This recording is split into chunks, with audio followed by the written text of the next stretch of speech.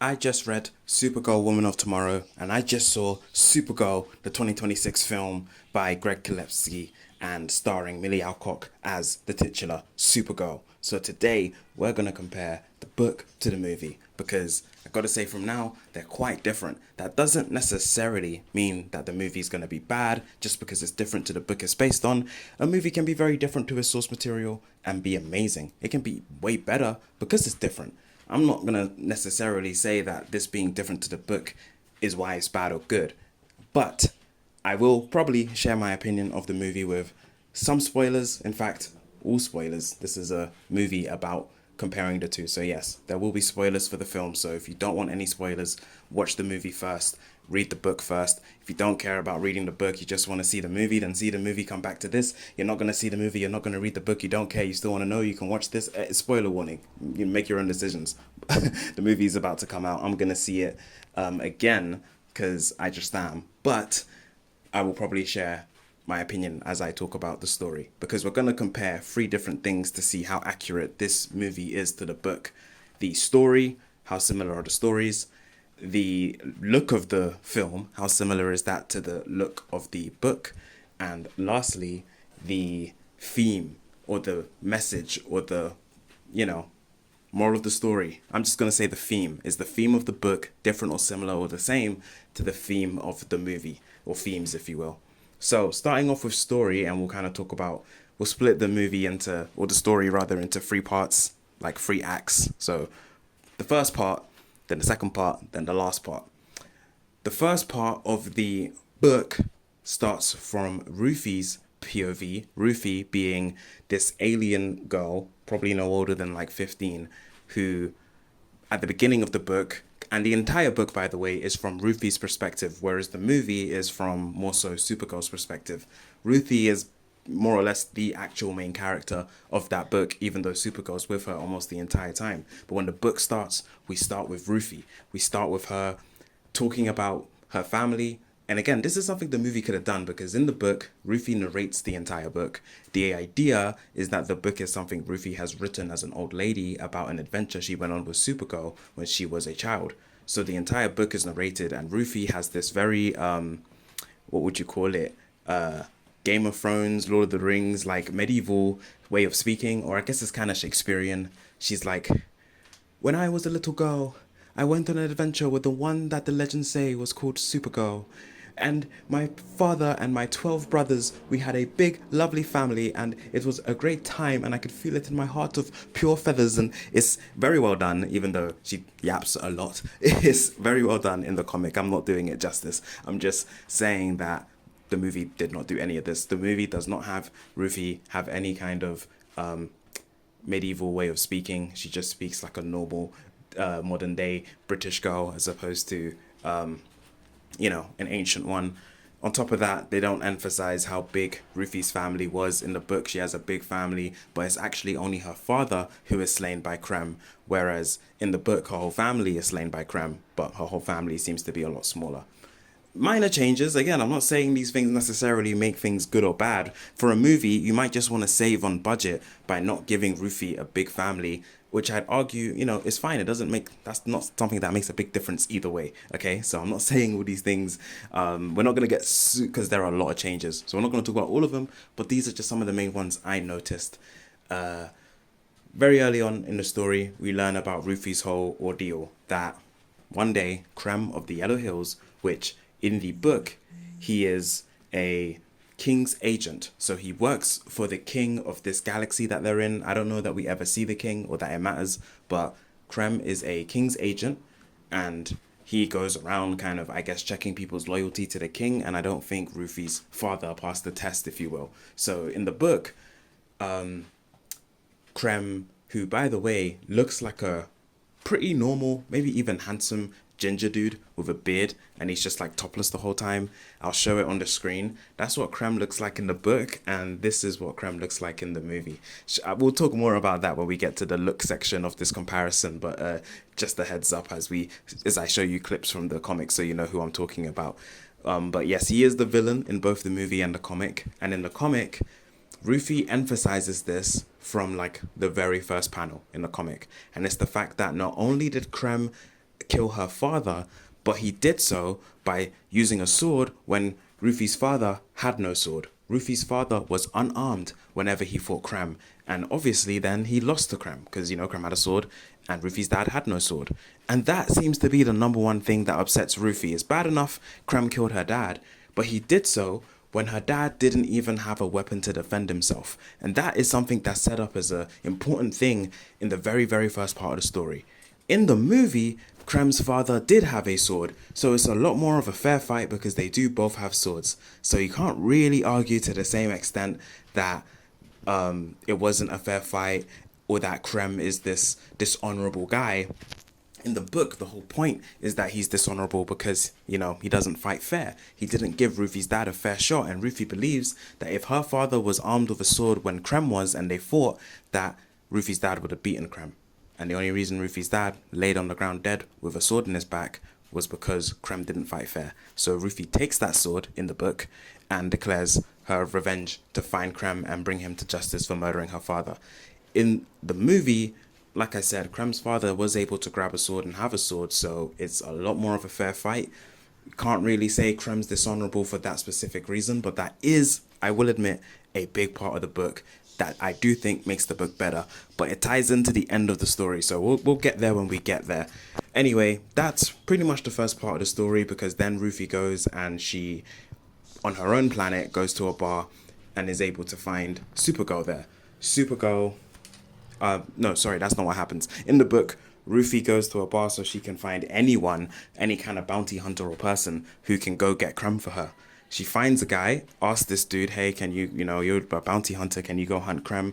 Here's a sword I want, you can maybe use. And then the guy basically is like, okay, he steals Rufy's sword and tells her that, like, I'll go hunt Krem, but bye. And she's like, no, you can't just take my sword and leave and promise me you're gonna kill Krem. We need to discuss a proper contract and come to an agreement. Plus I never said you could have my sword.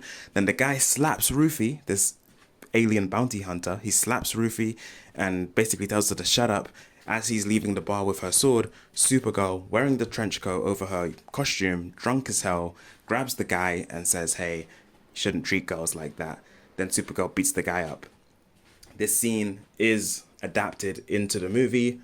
In my personal opinion, not as well. It's better in the book because it shows Rufy taking some initiative. It shows more depth to her that she would think to go and ask a random bounty hunter. I know she does have that same vibe in the movie, to be fair, but in the book, Rufy is hit, and I don't know, it makes you feel bad for her, and it makes you feel, okay, Supergirl better come to save the day. It just adds more emotional weight to the movie, to the story, which I think the movie lacked at points like this.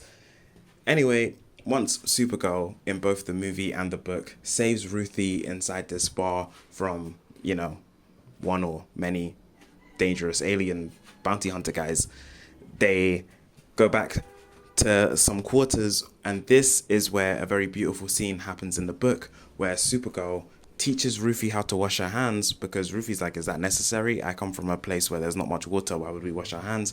And Supergirl's like, well, you're with me, so we have water, let me teach you how to wash your hands. And it's a very wholesome moment that goes to show Supergirl was kind, because at this point she's very hungover, and the same scene happens in the movie. But in the movie, Rufy literally calls out Supergirl and says, are you always this rude? Is Superman this rude? Because by this point Supergirl's been rude and moody. Yeah, she's having a hangover, she was drunk, but the personalities are quite different. It's of note that in the book, Supergirl's kind to Rufy and teaches her how to wash her hands, whereas in the movie, Supergirl is so rude to Rufy that Rufy has to call out Supergirl and say, is Superman like this? You know what I mean? So I think it's interesting considering both versions of Supergirl. Both versions of Supergirl have the same trauma, they've been through the same.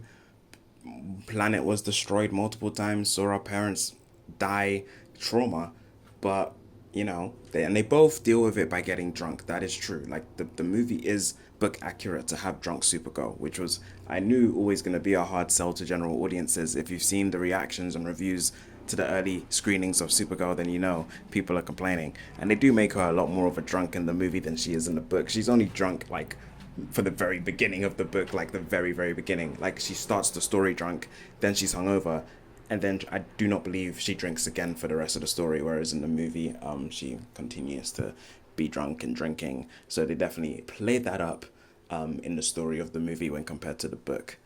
But now Supergirl and Ruthie are teamed up to go and hunt down Krem. So now we get to, I'd argue, the second part of the story, or the middle part, where in the book, Ruthie and Supergirl travel to planet, wherein each planet they get to, Krem and the team he's loosely joined with, the Brigands, they leave destruction on each planet that, because they're always a step ahead. So Ruthie and Supergirl go to a planet, and Krem and the Brigands have just messed things up there, ended a bunch of people, and then they leave that planet to go to another one. And each time Supergirl goes to one of those planets and she sees like the destruction that Krem and the gang have caused, it does very much remind her of the destruction of her homeworld. So it's like an ongoing part of the story in the book. In the movie, this middle part is also like on a practical level, it's the same thing with Ruthie and Supergirl traveling from planet to planet, trying to find the Brigands, interrogating people. But in the book, each planet and place that Supergirl and Ruthie goes to is very unique, very interesting. You actually learn these different alien species and their customs and what they're like. Not to mention, Supergirl also has this plot point in the comic where she is surrounded by either different colored suns, which affect her powers differently, or, and they do kind of do that in the movie, but in the book, there are literally different colored kryptonites that Supergirl comes into contact with. And if you don't know, whilst green kryptonite makes a Kryptonian weak, there are other colors of kryptonite that do different things. There's, I don't know off the top of my head, but there might be red kryptonite that might make a Kryptonian really angry. There's blue kryptonite that I think makes a Kryptonian even stronger. There are a bunch of different colors, and Supergirl uses these different kryptonites to help her whenever she's maybe in a red sun place where she has no powers, but she can use a certain type of kryptonite that gives her different powers. It's all really cool the way that it's done in the comic, and it leads to this comic being so much more memorable and so much more interesting than the movie counterpart, where there is none of this. There are no different types of kryptonite affecting Supergirl's powers, and the different planets she goes to and the different aliens she interacts with are, one, not the same as in the book, and two, in my opinion at least, not as interesting. Okay, but the basic story is more or less the same off the top of my head, having just re-engaged with both versions of this story. So that does more or less bring, oh, I guess I should mention, obviously, in the movie, Lobo is present, which he is not in the comic. The justification for this is the fact that in the comic, Lobo originally was supposed to be in the comic, according to the creator of the comic, but there are producers on comics and like editors, and they said no. Don't put Lobo in the story, make it focus on Supergirl. So because they couldn't put Lobo in the comic, they decided to do it for the movie, because I guess with the movie, there's more leeway to still be able to focus on Supergirl, but also give us Lobo introduction. So yeah, everything about Lobo is different, as he's not even referenced in the original comic. It has nothing to do with that story, but he's all up in this movie simply as a bounty hunter who is trying to hunt down one of the Brigands. So that's why he's in this movie, and he pops up here and there throughout the story. So it definitely works within the context of the story. That could have worked in the original comic, because there are a bunch of bounty hunters. The Brigands would be the types of people to be hunted by bounty hunters. Ruthie originally went to a bounty hunter. Ruthie and Supergirl are kind of acting like their own bounty hunters throughout the story, so it makes sense to have another bounty hunter alien like Lobo thrown in the mix. That is a change that I like. I do think this story becomes much better with Lobo. I do think the comic would have been much better if Lobo was in it. So I do think that's an example of a change that was very smart and inspired and good. You feel me? Another big change from the mid part of the story is that we learn that, well, for one, Krem has superpowers, which is completely different to the story in the book. In the book, Krem has no superpowers. He really is just a normal guy. He doesn't even wear armor. He is a very skilled fighter, but he just has like kryptonite arrows, and he just has like, obviously he's smart. He messes with a Kryptonian in a galaxy with a red sun, and it's really smart actually, and it's something that I kind of wish both versions of the story, the comic and the movie, explored more, because it's actually really genius that if you're gonna like grief and beef for Kryptonian, do it in a red sun solar system, because They can't just fly into a red sun solar system and come and attack you. They'll lose their powers as soon as they hit that red sun. So if you're deep into that solar system with the red sun, then a Kryptonian like literally has to get a spaceship. In the comic, they make it clear that Rufy's homeworld is near the edge of where the red sun affects it. So Supergirl, if she's flying through the galaxy, she has to switch to a spaceship because only then will she be able to enter like a red sun galaxy and get to a planet. She's just a normal person at that point.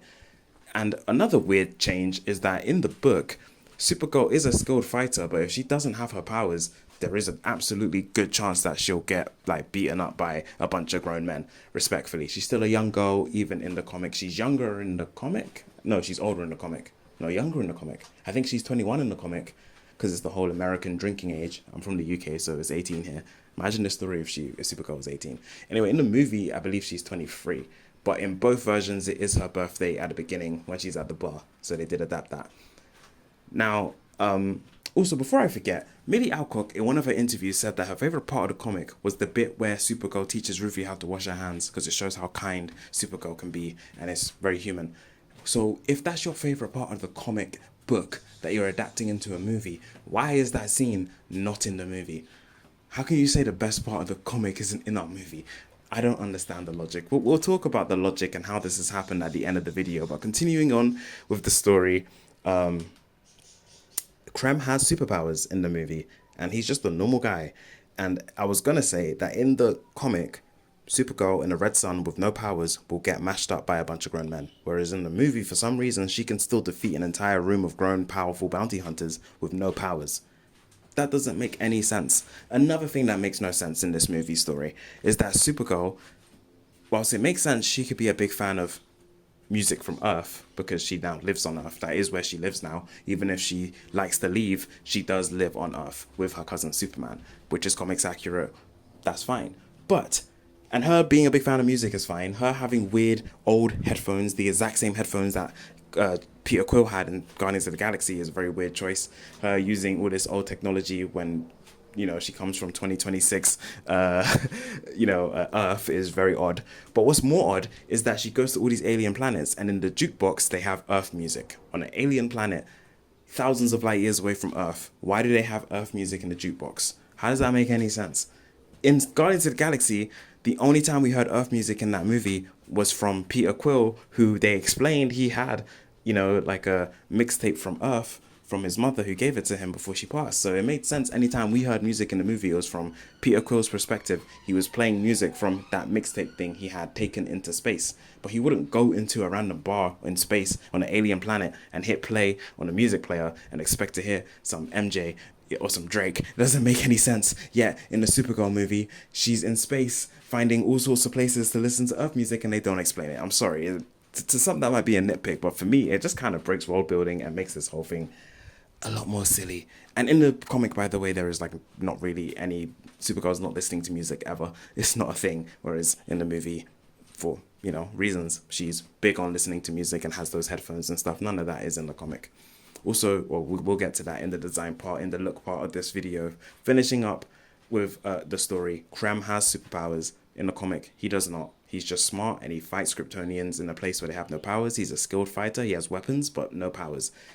They say in the movie, Krem has the power of 1,000 men and he lifts a tank. So he just has super strength, and just because, he's an alien, so I guess that's the reason. Anyway, that's a huge difference in the story, but is it a better change? I personally think no. I think Krem is a lot more memorable and unique when he's fighting a Kryptonian despite being just a normal dude. That I thought was very interesting. Whereas him just being someone who also has super strength, that's a bit more generic in my opinion. As is the movie. Anyway, next. Hey, no offense, by the way, if you love the movie. I really enjoyed it. I just think the book is so much better, so I am disappointed. But you might not care about that, especially if you haven't read the book. The final part of the story. In the comic, the final part of the story has Supergirl on a planet where she's being completely just bombarded by the brigands. They're completely beating her up. Again, in the comic, Krem doesn't actually fully join the brigands. He just works with them. Whereas in the movie, he's just their leader. They simplified it. It's not that big of a difference. It's fine. But again, in the comic, at the end point, Supergirl's getting all mashed up by the different brigands. She has no powers. There's a red sun, so she can't just beat them, you know. They got kryptonite, everything. They're just mashing her up. Rufy, on the other hand, has managed to get Krem tied up, and she's taken him to a beach where she's waiting for Supergirl to come.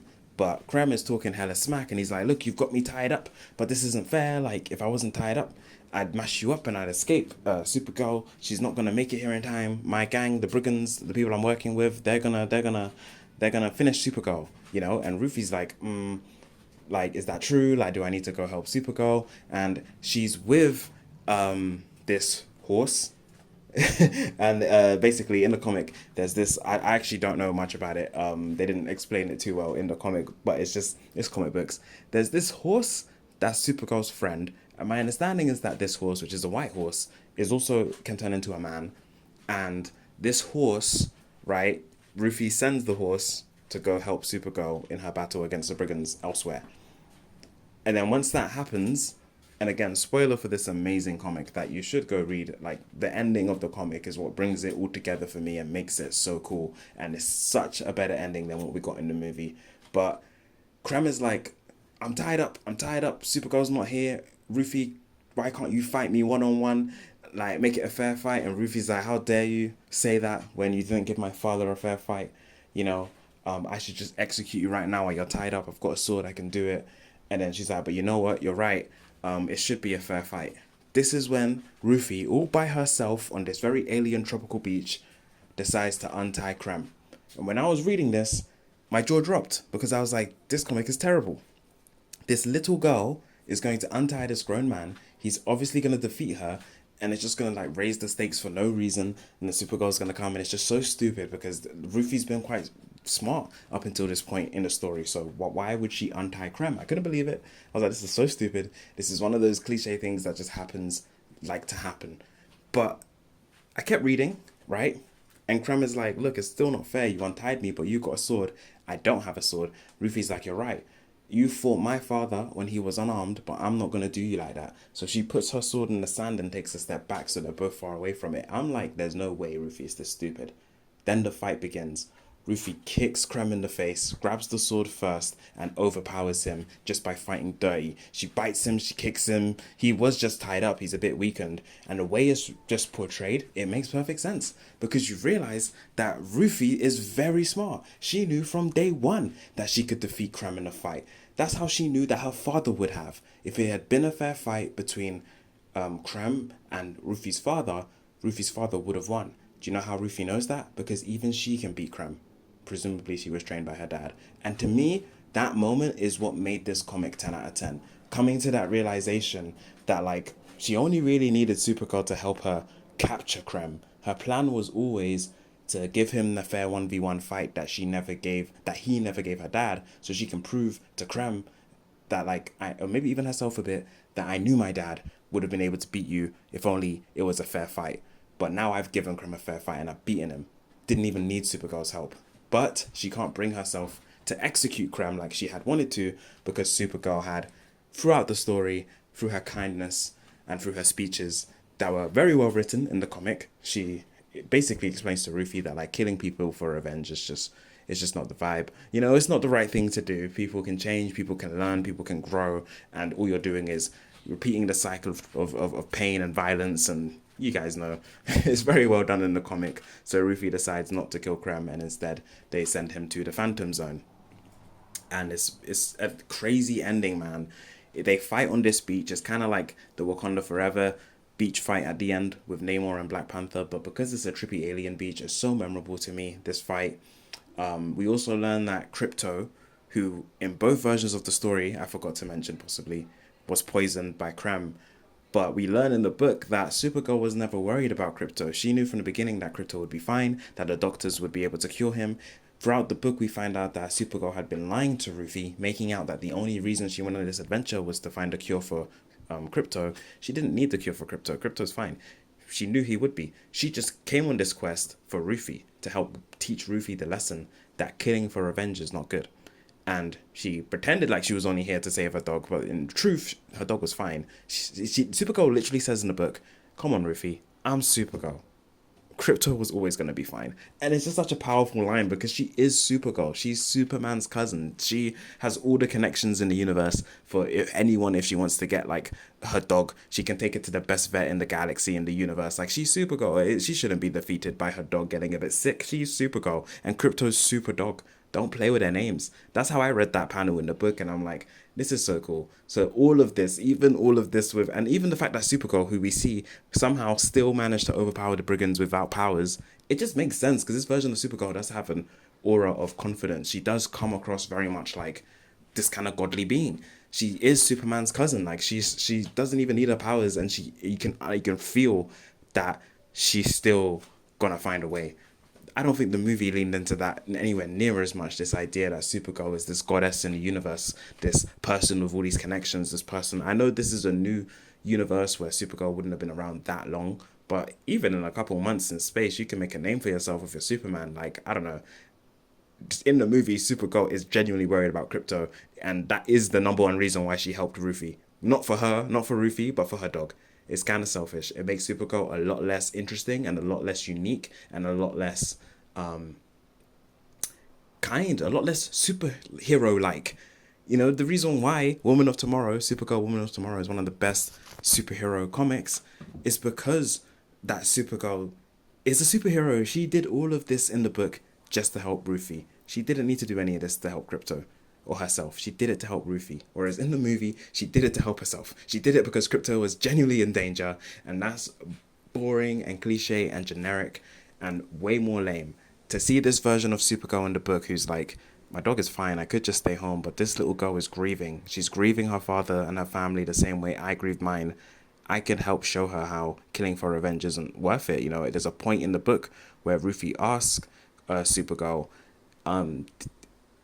the people or the person who destroys your homeworld, did you ever go after them and kill them? And Supergirl just says no.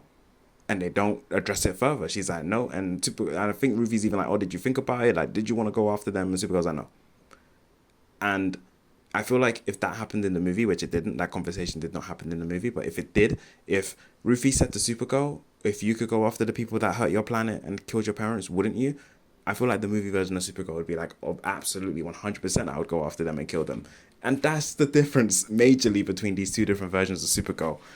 Millie Alcock was amazing as this version of Supergirl, but she does have a different personality to the one in the book. I'm seeing so many people say, no, she is Supergirl. She's perfectly cast. She's just like Supergirl.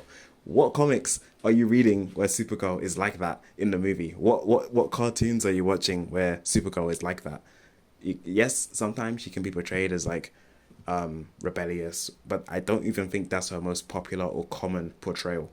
Supergirl is a lot like Superman. And I know that you might want to avoid that, but like, that is her cousin. She's just a good person. Supergirl is just wholesome. She's a good person. She does have this trauma and this stuff, and she can be very like angry and confused when she first comes to Earth, but over time she is as much a superhero as anyone else. She's very self-sacrificing. She cares about the little guy, and she wouldn't have gone on this adventure just to save a dog like she does in the movie Loki.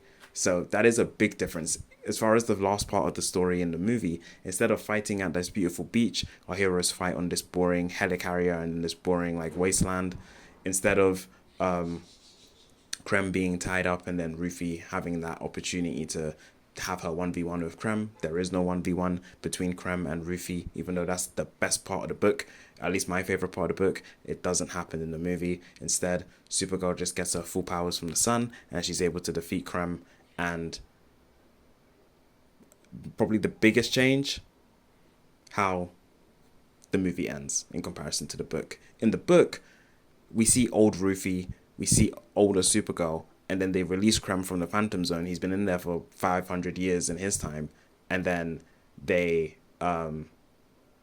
decide on whether or not he's like, well, basically he apologizes. Krem's been in prison for 500 years. He's changed. He's sorry. He apologizes for everything he's been through. He apologizes for what he did to Rufy, for killing her father. He begs for forgiveness. He's learnt his lesson. They show that anyone can potentially be saved and rehabilitated and changed for the better. Even Krem of the Yellow Hills. After 500 years in the Phantom Zone, he is somewhat, maybe not redeemed, but like, he is able to acknowledge that what he did was wrong, and he has changed and become a much better person. He sees the error of his ways, and he's no longer evil. He's, I'm sorry, Creme from the Yellow Hills. And that's a beautiful message. Whereas in the movie, they just kill him. So Supergirl's like, I can kill him because I be killing people anyway. Ruthie, you don't do it. Let me save you from becoming me. And it's like, bruh, that is not the message of the comic. In the comic, Supergirl's like, no, I don't want to kill Creme. You don't want to kill Creme. We shouldn't kill him. We should send him to jail. Okay? That's justice. That's the whole point of the comic. And they butchered it in the movie to where, no, we should kill him. And I appreciate that in the movie, they made Creme much more evil than he is in the book, because in the movie Creme is a pedophile and in the book he isn't. In the movie he's like a sex trafficker pedophile guy, whereas in the book he isn't like that. That whole plot point with the brigands having their planet where they basically rape women all the time and all of that stuff, mind you, is completely movie original, and I don't think it adds enough to the movie to justify it. It's just kind of there to make these people even more evil. But yeah, that entire part of the story, completely not in the comic. All of that stuff with the brigands being creepy and like doing sexual crimes, that's all unique to the film. But that's pretty much the story. Now, percentage-wise, because I'm going to give a percentage for story similarities, a percentage for design similarities, and a percentage for the theme, if it's the same or not. I'm going to go ahead and say story-wise, probably 50% the same story. I'm gonna be nice, and I'm gonna say 60% the same story. I'm gonna say they changed 30%. They changed a lot between the book and the movie, but the basic story is the same. You know, the basic story is the same of Supergirl and Ruthie traveling the galaxy trying to hunt down Creme because Creme killed her family. It's the same basic story, and there aren't many scenes that are like directly pulled from the comic to the film, at least not dialogue wise. Yes, they do have that scene where Supergirl and Ruthie go on the space train, but again, in the book, there's an alien that's sleeping on Ruthie, being all gross, and Supergirl notices and at super speed hits the alien. Hitting the alien wakes it up and it stops bothering Ruthie. Whereas in the movie, there's no scene like that. I mean, Supergirl doesn't really help in that way, you know, even when the aliens are being gross. In the book, it shows Supergirl's kind. Without saying anything, Supergirl will knock this alien to get it off Ruthie. Whereas in the movie, we don't get as many examples of Supergirl just being a kind, traditional superhero. And that's kind of what we want from a Supergirl movie. I have pretty much touched on all the themes as well. So if I'm saying the story is only 60% accurate and they changed like at least 30% of the story, I'd say the themes are only like 30% accurate and they changed like 70% of what the comic is even about. Basically, they changed almost everything about what the comic is trying to say compared to the movie. They have two different messages, two different themes. I guess the tone is similar between the movie and the comic, but the core message is different and your main takeaways are going to be completely different, which is one of the reasons why the comic is so much better. So 60% the same story, only 30% the same themes. Now, lastly, let's talk about the actual visuals, the way the comic looks versus the way the movie looks. In the comic, there's a giant space illuminescent dragon. The comic has this amazing art style where everything is so visceral and colorful and beautiful, and space looks so trippy. The artwork is incredible. It's one of the best things about the comic. I can't stress enough that glowy space dragon is a beautiful panel, and the visuals are insane. It would have been very expensive to do that in a movie, but this movie was expensive, and yet it looks so plain. It looks so plain. The movie doesn't do anything to try and capture the trippy, spacey, colorful vibe of the comic. They didn't try to adapt that at all. It's a movie. If they wanted, they could have had the movie look trippy and colorful and reminiscent of the comic, or at least tried to adapt it in some way. They didn't even try. This movie looks no different than other space movies, but the comic looks so different than anything else. So what's that about? Why is there no glowy space dragon in the movie, but there is one in the comic? Lame, okay? And then probably my biggest gripe, because I do like Supergirl's actual costume and her design. She looks very comics accurate in my opinion. I actually love Supergirl's costume. Ruthie looks completely different to how she looks in the comic. In the comic, she kind of looks more medieval and has a weird like helmet tiara. In the movie, none of that. She just wears like a green coat that you could probably buy at Target or Sainsbury's. Anyway, Creme.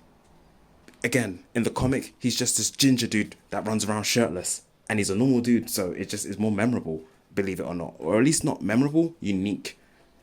In the movie, he just looks like a generic space pirate, a reject Ravager from Guardians of the Galaxy. He looks so boring, so lame, so forgettable, kind of stupid. And it's weird because the actor they got to play Krem looks just like how Krem originally looks in the comic. So why did they make him look so ugly and put piercings in his face? It looks crap. I always thought it looked crap. So, looks wise, 20% accurate. Lastly, I wanted to touch on the why because I've averaged out everything and this movie is 36%, or rather 36.6, so let's say 37% accurate to the book. That is terrible. At 60% story similarity, that means they changed almost half the story, which I would agree with. The movie doesn't look like the book and it has a different message and almost an entirely different story. So it's 37% accurate to the book. And the book is so much better than the movie, so why do they change so much? Sometimes it's for budget, sometimes it's for streamlining the story, but honestly, when you change a book into a movie and you make that choice, you have to feel like, is this book worth turning into a movie? And I think the Woman of Tomorrow comic would have made for a great movie if they stayed more true to the themes and story and design of the book to the movie. Why did they change so much? A lot of times it's because they think they're better. They think they know better. The woman who wrote this movie thought she could improve the story that we got from the book. She didn't. But this happens time and time again. It's not just her and the director and the producers. So many filmmakers will read a book and then turn it into a movie, but they'll change a lot about the book because they think it makes it better. I'm fine with that if it does make it better, like James Gunn has changed a lot of comic books into movies and made them better through the changes. Vigilante in the Peacemaker show is a completely different character to Vigilante in the comics, but I'd say the show's better even though it's completely different. But I can't say that for Supergirl. If you're going to change the book, it better be better, or at least as good as the book. And this is not one of those examples. And they should have known that. There's really no excuse. 6 out of 10 film. It's good, but I don't think it's great. Better than average, not as bad as some say, but is far from a 10. The comic is 10 out of 10 though, so read that instead. They should have stuck more true to it. Is what it is. Peace.